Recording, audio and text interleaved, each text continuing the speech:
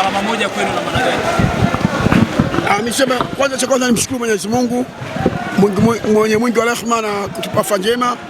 Unajua unapokuja kwenye uwanja wa ugenini kwa mwenzako unatakiwa cha kwanza uheshimu, sababu wale tayari wameshajipanga kwenye uwanja wao na tumeona kwamba uwanja wao wamejipanga vizuri. Kwa hiyo niseme ni jambo la kawaida kupata pointi moja, alama moja kuipata, yani sio sisi, hata duniani kote kiujumla.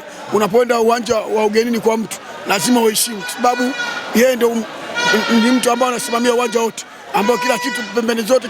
Kwa hiyo niseme ni jambo la kawaida kumshukuru Mwenyezi Mungu kupata alama moja, jambo la kawaida. Kuna Yanga mnaangalia maamuzi, umesikia sauti zikisema, lakini mpangilio wa bodi ni kama kuna kitu ambacho mnakiandaa na nyie hamkubaliani.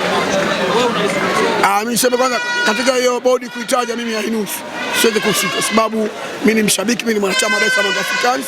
Mimi naangalia kwa timu yangu iko kwenye performance gani. Kwa hiyo nikiangalia kwenye performance ipi nitaizungumzia kwenye timu yangu. Kwa hiyo masuala mengine siwezi kuzungumzia, sababu kama timu ingekuwa haipo kwenye aweni fulani, nikisema kana timu leo haijacheza performance vizuri, kuja kuangalia kwenye utaratibu wa ubingwa. Kwa hiyo niseme kwamba wao waliozungumza wao, mimi bodi ya ligi hainihusu wala inihitaji nizungumze wala inihitaji kuzungumza. Kwa hiyo niseme kwamba matokeo ni jambo la kawaida, kwa sababu ndio maana kaambiwa kwamba mpira una matokeo matatu: kuna kushinda, kushinda, kufungwa. Kwa hiyo niseme jambo leo tumelipata pointi moja, jambo la kawaida, kwa sababu unapocheza ugenini unatakiwa ujitahadhari wewe mwenyewe, sababu wale wenyewe wajitahadhari na wajua kwamba tumekuja kudhibiti Yanga. Yanga ni klabu kubwa ambayo inashika mashindano mengi sana ya Afrika Mashariki na Kati. Kwa hiyo lazima wenyewe wajipange. Niseme kwamba hii ni kwa sisi wana Yanga tunamshukuru Mwenyezi Mungu kupata alama moja. Mtibwa sio timu ambayo ya kubeza. Mtibwa amechukua ligi kuu mwaka 2000 na mwaka 2000.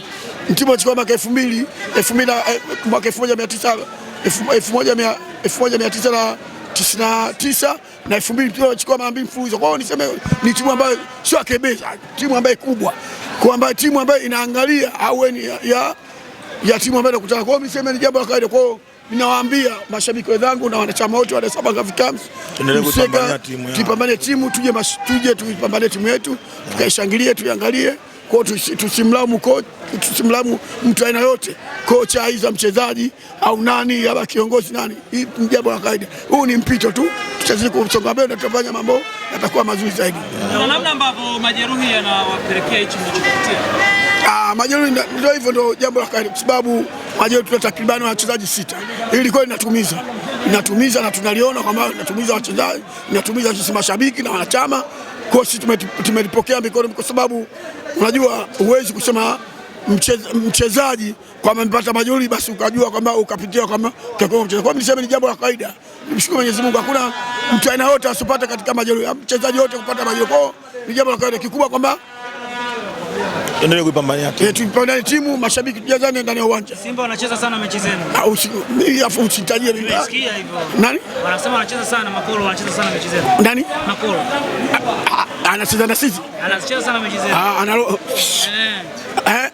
Haina shida. Wenyewe unaambiaje za mwisho 40 atakamatwa tu. Waamuzi wanafanyaje? Namwambia si za mwisho 40 atakamatwa tu. Na waamuzi wanaonekana kama wako upande wa tofauti na nyinyi.